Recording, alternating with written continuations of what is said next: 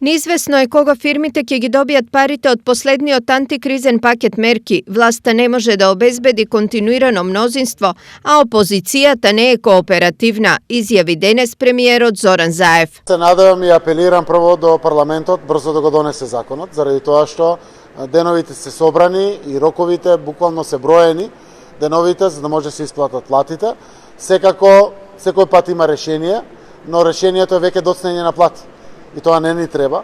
Затоа апелирам и пред камерите да парламентот навистина одговорно се постави и се донесе брзо законот.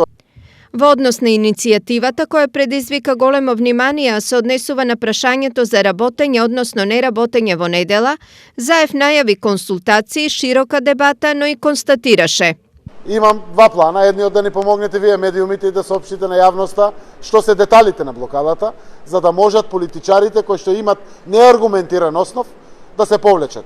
Зборам за власта или за опозицијата. И вториот дел е исто така седнување и разговарање. Секој ден во парламентот се седнува и се разговара.